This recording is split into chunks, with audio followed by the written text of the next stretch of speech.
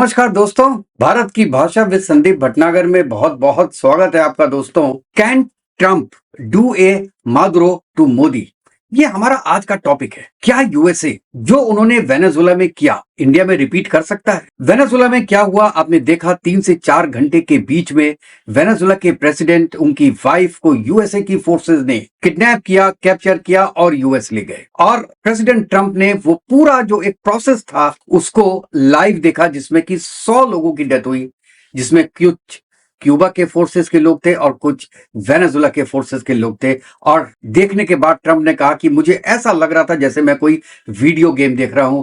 साहब, आप एक बात सुनिए, 100 लोगों की मौत हुई 2 लोगों को किडनैप करने के लिए, और उनको ये एक वीडियो गेम लग रहा था। चलिए, ये टॉपिक आज का टॉपिक नहीं है हमारा। आज हम बात करते हैं कि देखिए 4 चीजें मेन होती हैं जिनके रीजन से मैं ये बोल सकते हैं कि कोई बड़ा कंट्री छोटे कंट्री को अपने काबू में करता है। जैसे यूएस के लिए जो बाकी कंट्रीज हैं, छोटी छोटी कंट्रीज हैं, उनको काबू करने के लिए 4 तरीके होते हैं। पहला, आपको उनपे सैंक्शंस लगा दो। दूसरा, आप उनको आइसोलेट कर दो। तीसरा, आप उनके बारे में गलत इंफॉर्मेशन फैला दो, जिसे कहते हैं डी लिटिमाइजेशन ऑफ गवर्नमेंट। आप गवर्नमेंट को कह दो कि ये तो फर्जी गवर्नमेंट है, अपोजिशन को खड़ा कर दो उसके सामने, आपस में भिड़ा दो। ये 3 तरीके हो गए। चौथा तरीका है, जब ये ऊपर के 3 तरीके काम ना आए तो चौथा तरीका क्या है? फोर्स। आपको कुछ नहीं हो रहा तो फोर्स से करो। ऐसा ही हुआ वेनेजुएला के केस में, क्योंकि वेनेजुएला के पास चाइनीज हथियार थे, चाइनीज टैंक थे, चाइनीज रडार्स थी। उनके बारे में अलग से वीडियो बनाऊंगा कि उनके कौन कौन से मॉडल थे और उनकी क्या क्या कैपेबिलिटीज थी। लेकिन कुछ काम नहीं आया, क्योंकि उन्होंने एक तो अंधकार कर दिया पूरी कंट्री में। 4 आवर्स के अंदर में अपना जितना भी इनका जो सिस्टम्स थे, सिस्टम्स काम ही नहीं किए। अब देख रहे हैं, हो सकता है इंटरनेट भी बंद कर दिया हो पूरा, तो उसके बाद काम करना बंद कर दिया सिस्टम्स ने। और अब तो मजाक भी उड़ा रहे हैं कि उनके पास चाइनीज सिस्टम है और रशियन सिस्टम से दोनों फेल हो गए, कुछ काम ही नहीं आया। 3 चीज उन्होंने ऑलरेडी कर ली थी, जैसे सैंक्शंस। आपने भर भर के सैंक्शंस लगा दिए थे वेनेजुएला पे।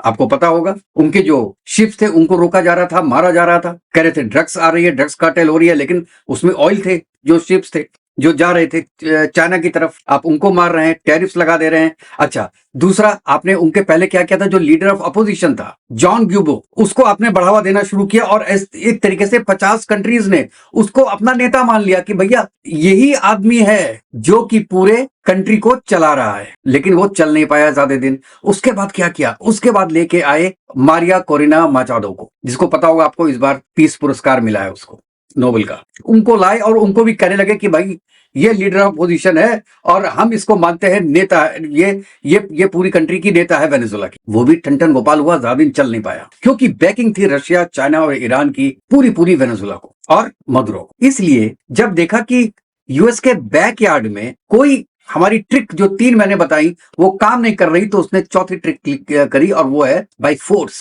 बाय फोर्स जाने का बहाना खुद भी बना दिया उसने कि ड्रग्स लाते थे, इलीगल माइग्रेशन होता था, और ऑयल की कंपनियों को धोखा दे दिया। हमारी यूएस की जो ऑयल कंपनी है, पहले 7 मिलियन बैरल पर डे निकालते थे, अब केवल 1 मिलियन बैरल निकालते हैं। और नेचुरल है कि भैया पेट्रो डॉलर में नहीं बेचते उसको, वो बेचते थे युआन में। ये भी एक बहुत बड़ा रीजन था। तो मिला जुला के ये था कि अमेरिका को कुछ ना कुछ करना था, उसने कर दिया। एक तरीके से पूरे वेनेजुएला को अपने हाथ में ले लिया। अब आते हैं इंडिया की तरफ। पृथ्वीराज चौहान जो कांग्रेस के लीडर हैं महाराष्ट्र के लिए, उन्होंने कहा, यही बात उन्होंने दोहराई कि क्या ट्रंप मोदी जी को भी उठा लेंगे। देखिए, ये एक वॉरफेयर होता है, क्योंकि अगर किसी लीडर ने ये बात बोली तो वो चलेगी, फिर सोशल मीडिया पे चलेगी, न्यूज में चलेगी, और बढ़ते बढ़ते ये न्यूज यूएस तक पहुंचेगी और यूएस के थिंक टैंक्स तक पहुंचेगी कि यार ये तो इंडिया वाले खुद ही कर रहे हैं, इसका मतलब है कि इंडिया का अपोजिशन तो हमारे साथ है, तो ऐसा क्या कुछ हम नहीं कर सकते। लेकिन करना क्यों चाहते हैं? करना इसलिए चाहते हैं कि ट्रंप चाहता था कि पूरे भारत का डेयरी और एग्रीकल्चर मार्केट उनको मिल जाए। इंडिया ने डिनाई किया, मोदी जी ने डिनाई किया। ट्रंप ने कहा या यूएस ने कहा कि आप रशिया से ऑयल नहीं ले सकते। इंडिया ने नवंबर दिसंबर में और बढ़ा दिया। अब इंडिया की टोटल 45% जो ऑयल की कमी है वो पूरी करता है रशिया। अब बाकी और भी कंट्रीज करते हैं। गायना है उसके अंदर अब मेन, उसके बाद छोटी छोटी कंट्रीज है, उसके बाद 3rd नंबर पे सऊदी अरेबिया आता है। यहां भी फेल हो गया। फिर उन्होंने कहा कि इंडिया और पाकिस्तान का जो बीच में वॉर हुई थी वो हमने मीडिएट कराई थी, हमने खत्म कराई। इंडिया ने वो भी नहीं माना, कहते जी नो फॉरेन इंटरवेंशन। अच्छा, अब पहले चीज क्या किया? पहली चीज उन्होंने की, क्योंकि उसने टैरिफ किया था, टैरिफ भी आपने पता है कि उन्होंने 50% टैरिफ लगा दिया। अब पहली चीज थी जो मैं बोल रहा हूं, पुटिंग सैंक्शंस। जो मेरा जो 4 पॉइंट्स थे उसमें पहला पॉइंट है पुटिंग सैंक्शंस।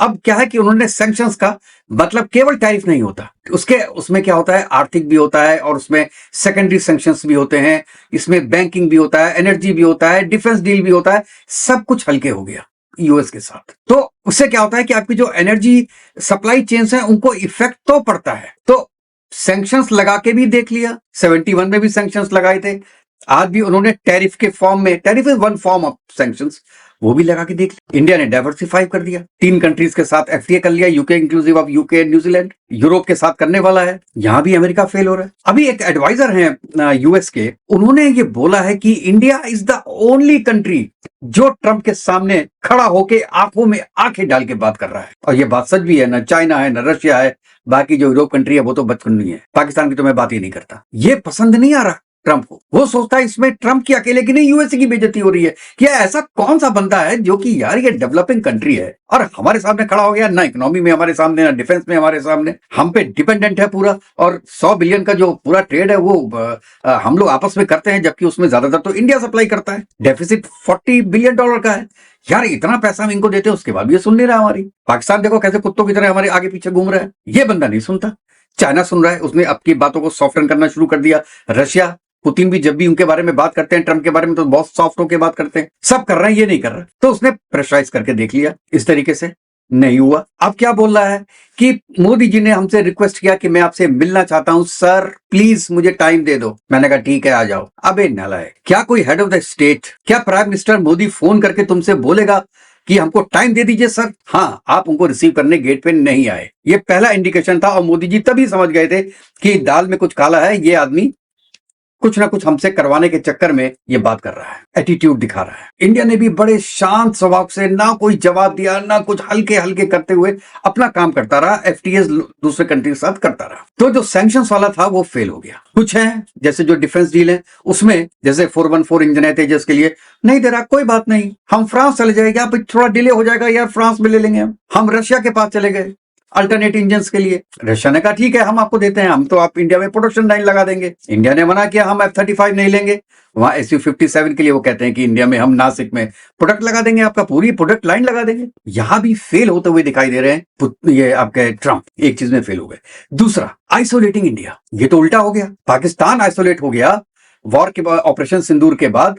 इंडिया तो नहीं हुआ, पूरी दुनिया इंडिया के पास आ गई। और आज तो वेनेजुला के जो केस हुआ है जिसमें चाइनीज सब इक्विपमेंट चले ही नहीं, रशियन इक्विपमेंट चले ही नहीं, तो उसमें इंडिया की, मेक इन इंडिया की वैल्यू और बढ़ जाती है। तो अब ये क्या बात हुई? उन्होंने कहा कि भाई दूसरी कंट्रीज भी आप फॉलो कीजिए, लेकिन यहां तो दूसरी कंट्रीज एफटीए कर रही है इंडिया के साथ, तो उसका यहां पे भी आइसोलेट इंडिया करने का जो एक प्लान था वो फेल हो रहा है। कोई कंट्री इंडिया से नफरत नहीं कर रही। और दूसरा, आपने ब्रिक्स में देखा, एससीओ में देखा, ये तीनों दिग्गज साथ में आ गए, जी, पुतिन और मोदी साथ में। फोटोज देखे तो उसकी हालत खराब हो गई होगी ट्रंप की, यार मैं इंडिया को आइसोलेट करना चाह रहा था इन लोगों से, ये तो तीनों मिल गए, साथ में साउथ कोरिया और मिल गया, साथ में सऊदी अरेबिया और आ गया, बाकी इंडोनेशिया और बड़ी बड़ी कंट्रीज, जैसे इवन वेनेजुला चाह रहा था किसी तरीके से ब्रिक्स में आ जाए, यहां भी वो अटर फेलियर हो रहा था। आपने ऑपरेशन सिंदूर के बारे में बोला कि भैया 70 बार तो उसने बोल दिया कि हमने जंग रुकवाई, हमने जंग रुकवाई। इंडिया ने कुछ नहीं, मोदी जी ने एक बार पार्लियामेंट ने बोला कि किसी का भी हाथ नहीं था, बस उसके बाद छोड़ दिया, जवाब देना ही बंद कर दिया।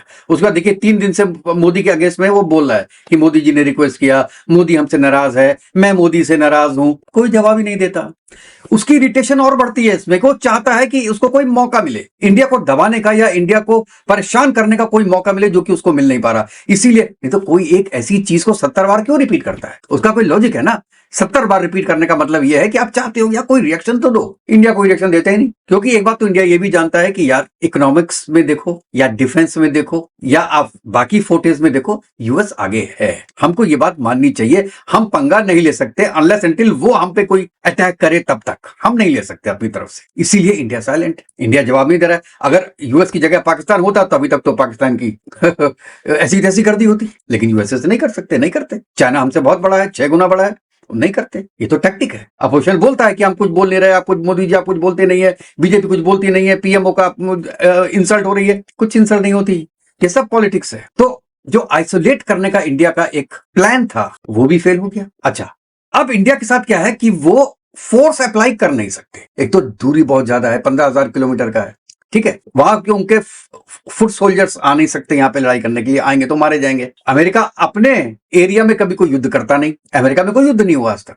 उसकी धरती पे कोई युद्ध नहीं हुआ, वो दूसरी जगह जाके युद्ध करता है। अगर इंडिया के साथ कुछ फोर्सिबली करना पड़े तो इंडिया में आना पड़ेगा, ये उसके लिए पॉसिबल नहीं है। और इंडिया में आता है और ऐसी कोई हरकत करने की कोशिश करता है तो हो सकता है, मैं तो कहता हूं चाइना और रशिया दोनों मिल जाएंगे इंडिया के साथ कि यार ये आज इंडिया के साथ कर रहा है, कल को रशिया के साथ करेगा, कल को चाइना के साथ करेगा, इसको इकट्ठे खत्म करो वंस फॉर ऑल। इसलिए फोर्सिबली वो इंडिया को काबू नहीं कर सकता, टैरिफ से नहीं कर पाया, आइसोलेशन नहीं कर पाया। अब क्या है जो सबसे बड़ी चीज है, जो इंडिया के लिए सबसे घातक है, वो क्या है? वो है फॉल्स नैरेटिव स्प्रेड करना और डीलिमिटाइजेशन करना ऑफ द गवर्नमेंट। ये क्या मतलब है?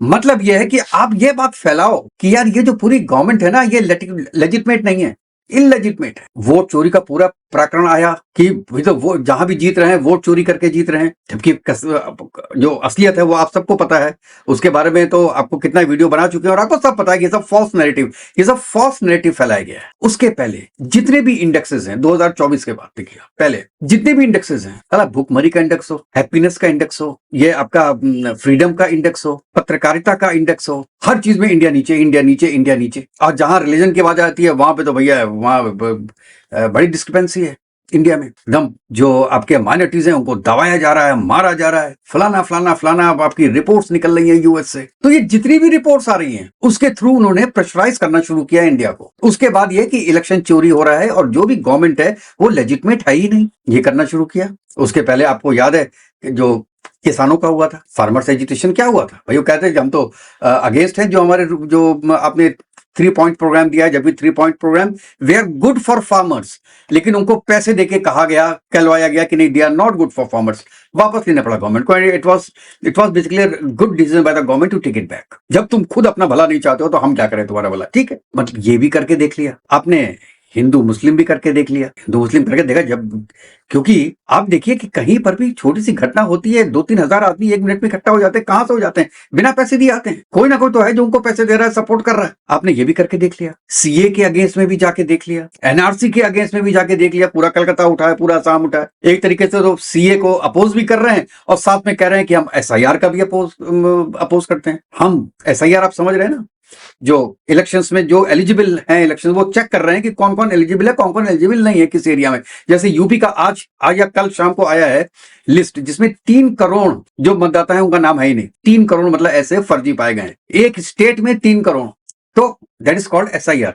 तो आप एसआईआर मतलब उसका रीवैलिडेशन कर रहे हैं डॉक्यूमेंट्स का। तो अब ये भी पूरा चक्कर चल रहा है। आपने बहुत अपोज करके देख लिया, ममता दीदी से भी करवा के देख लिया, उसका भी नहीं हो रहा। आपने कश्मीर में भी कई का करवा के देख लिया, आपने पहलगाम भी करवा के देख लिया, उसमें कितना हाथ था हमको पता नहीं डीप स्टेट का, लेकिन मुझे लगता है कि ये डीप स्टेट का हाथ था उसके अंदर, क्योंकि पाकिस्तान अपनी इतनी हिम्मत नहीं थी उसकी कि ये काम कर सकता। उसको पहले से ही ये बातें बोल दी गई होगी कि आप कीजिए, हम आपके साथ खड़े हैं। USA is with Pakistan and we will see that India will not go forward with that, and with 1 or 2 days we will pressurize them to stop them। शायद हुआ है भी ऐसा ही। तो ये भी अकेले पाकिस्तान की हिम्मत नहीं थी करने में। और वो किस लिए किया गया था? वो भी किया गया था कि इंडिया में हिंदू मुसलमान कर दो।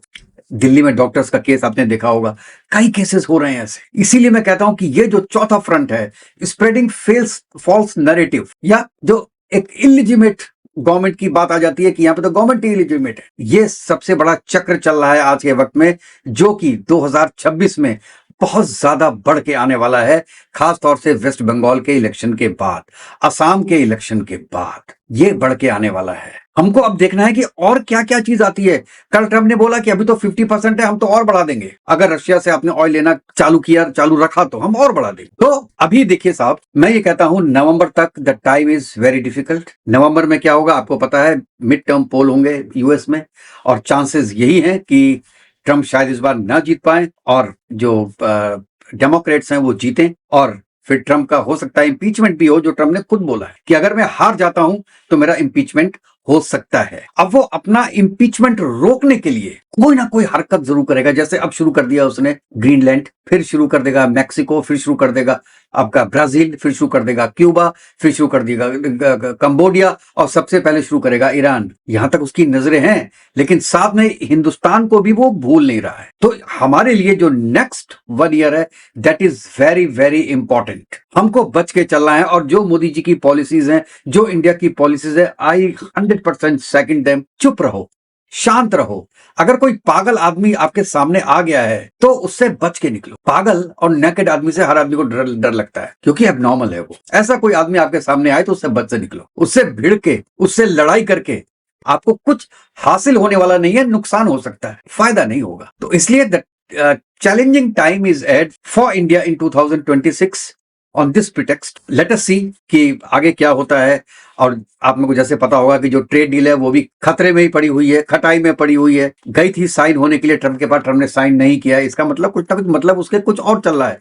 वो उसको यूएसए से कोई मतलब नहीं है साहब, उसको अपने से मतलब है। तो उसकी कौन सी ऐसी चीज है जो कि वेरीफाई हो रही है इस चीज से कि इंडिया को प्रेशराइज रखो? ये अभी मेरी भी समझ के बाहर की बात है, आप बताना दोस्त। इसके बाद मैं एक अलग से वीडियो बनाऊंगा इसके बाद कि ट्रंप ऐसा कर क्यों रहा है, क्या रीजन है उसका। आप भी बताइएगा दोस्तों कि आप क्या सोचते हो, क्या रीजन है इसका कि ट्रंप इंडिया को ही इतना प्रेशराइज क्यों कर रहा है। ये केवल उस ट्रंप या प्रेसिडेंट ऑफ यूएसए का एक तरीके से ईगो इशू है या उसकी वक्त की जरूरत है? आप दोस्तों अपने कमेंट में जरूर बताइएगा। तो फिर नेक्स्ट वीडियो में मिलते हैं, तब तक के लिए दोस्तों जय हिंद, जय भारत, वंदे मातरम। खुश रहिएगा, स्वस्थ रहिएगा दोस्तों।